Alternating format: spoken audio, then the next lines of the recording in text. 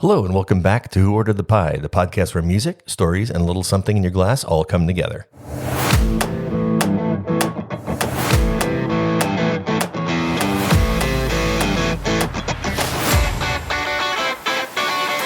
Hey, I'm Christopher, and today we start with a Christmas record collection. Not just mine, but probably yours too. Did your dad ever buy one of those Christmas compilation records sitting at the checkout counter at Ace Hardware? The kind you didn't plan on buying, but somehow went home with you every December?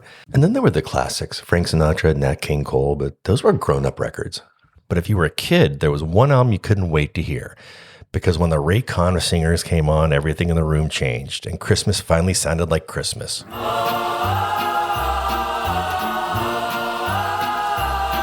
Whenever I mention these records to people, they always admit that they're their guilty pleasures as well, every time. Doesn't matter who I'm talking to, everyone has that same moment of, oh my God, yes, we had that. There's something magic about these songs. A little corny, a little old-fashioned, but so familiar and nostalgic. They wrap around you like a Christmas sweater. So pour something good, pull up a chair, and let's step back into our living rooms that we grew up in with the Ray Conniff singers.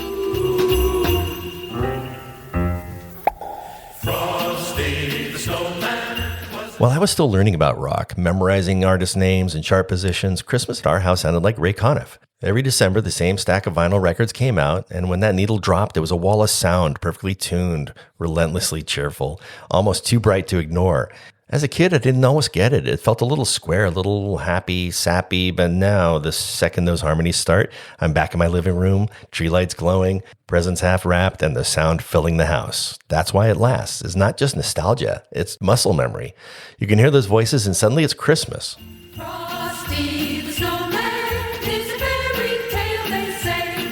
He was made. Let's start with something pure Conniff, Frosty the Snowman. Nobody makes Frosty sound more excited to exist than the Ray Conniff singers. Their version is like a sugar rush, sharp attacks, bright harmonies, bells everywhere. But when they placed it on his head, he began to dance around. Oh, It sounds like the opening number of a 1960s holiday TV special. This is the sound my parents loved at Christmas. Bright, joyful, and uncomplicated. I loved it too. Frosty the Snowman, knew the sun was hot that day. So he said, let's run and we'll have some fun now before I melt away. Big harmonies, smiling voices, a Christmas that didn't ask much of you except to listen and feel good. I'll be back again someday. Oh, Santa Claus is coming round.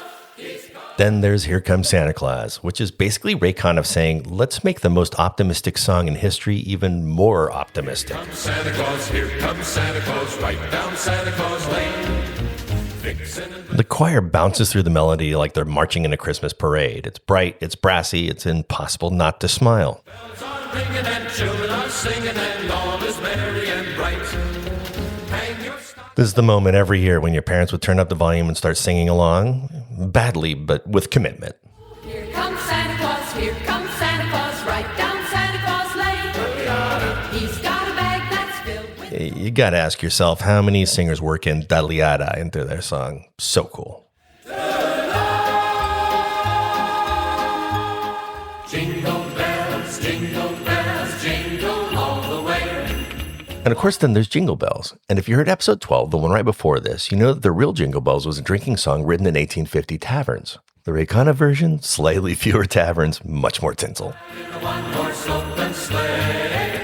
Jingle bells, jingle all the way. Conniff gives it this energetic, almost giddy bounce. It sounds like vintage Christmas shopping, like following your mom through a department store where the decorations went up on November 1st. In through the snow, in a one-horse open sleigh. O'er the fields we go. One thing that I really loved about the Ray Conniff singers was the fact that he would have the women sing one part and the men sing another part, and then they would sing together, harmonize, and then go back and forth. So it was kind of a cool trade-off. They kept the song more interesting and made it deeper somehow. It's so classic. It almost defines the Ray Conniff Christmas sound. Oh, jingle bells, jingle all the way. Oh, what fun it is to ride. And if there's one track that proves Ray Conniff wasn't trying to be cool, it's Rudolph. Dasher, Dancer, Prancer, Vixen. This version's playful right from the start. Full choir cheering for Rudolph like he's a star quarterback. the greatest reindeer of them all. Who? Well, At first, it plays the song straight. Big voices, familiar lines, exactly what you'd expect from a Ray Conniff Christmas record. Oh, Rudolph the red-nosed reindeer had a very shiny nose. So it sounds traditional and timeless.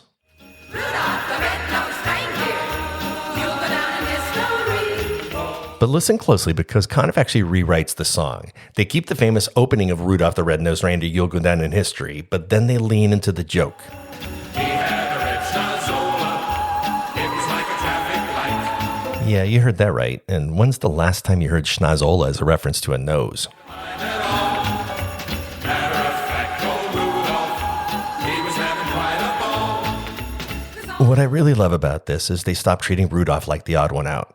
They turn that glowing nose into a punchline compared to a traffic light. Then they move on, implying Rudolph himself is totally cool with it. And how the reindeer loved him, they would holler out with glee. Rudolph the red-nosed reindeer. This is the version we played while we decorated the tree, laughed at the lyrics, and sang along with the silliness, even as we rolled our eyes. Rudolph, Rudolph, Rudolph the red-nosed reindeer. Now, before we go much further, it helps to know who Ray Conniff actually was. He didn't start out as a Christmas guy. He started as a trombonist, a working musician who came up through big bands and jazz orchestras. In the early 1940s and 50s, he became one of Columbia Records' go-to arrangers, shaping hits for artists like Tony Bennett, Rosemary Clooney, and Johnny Mathis. Now, Conniff had a knack for something unusual, stacking voices the way other arrangers stacked horns. Clean lines, tight harmonies, pop music, but engineered with precision. Now, by the time he started working on his own records, that sound was already his signature.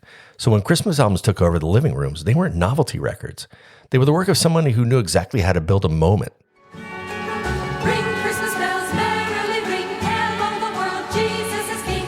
And then, unlike anything else he's done up to this point, Conniff hits us with Ring Christmas Bells. To old and young, tell it to all in every tongue. This is where the choir stops smiling politely and goes into full drama. Fast rhythms, tight harmonies, almost Broadway-level intensity.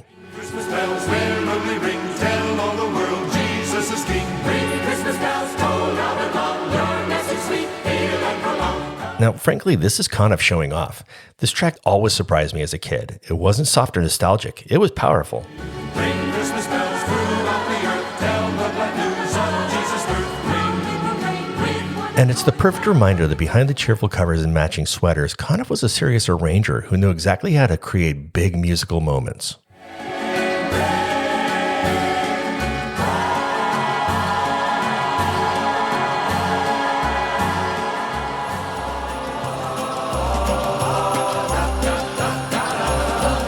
On the 1962 album We Wish You a Merry Christmas, Ray Conniff includes a 3-song medley that plays like a mini suite. Let It Snow, Count Your Blessings, and Merry Christmas. Weather outside is frightful, but the fire is so delightful. Conniff always treated the medley as one of the album's focal points, a place to shift gears and stretch out the arrangement.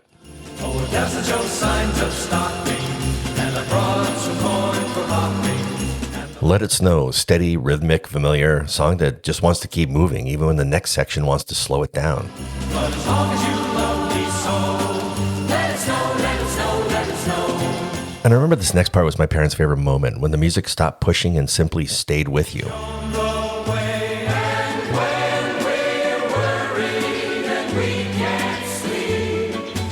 Conniff takes Irving Berlin's Count Your Blessings from White Christmas and turns it into a hushed choral passage, measured, balanced, a choir doing what the soloist usually would.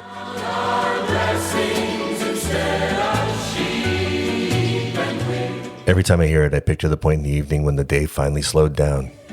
and now that we're so happy, we would like to share our joy.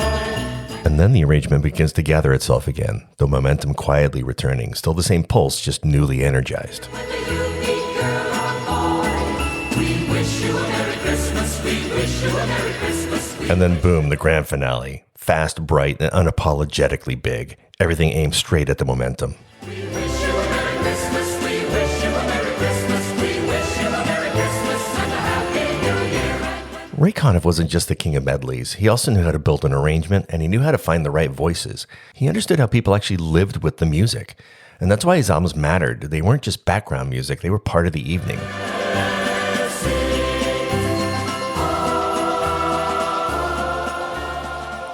So for this one, I wanted a drink that fits the same idea. Classic, deliberate, and a quiet seasonal twist. I call it the Peartridge Martini.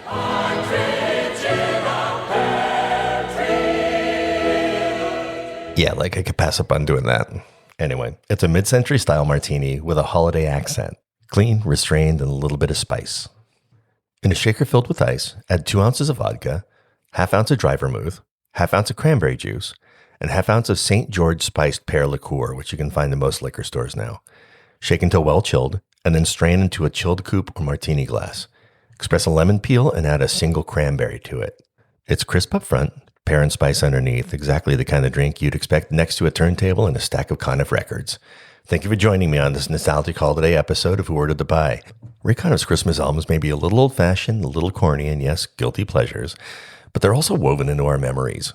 They're the soundtrack to childhood, family traditions, and the simple act of being together.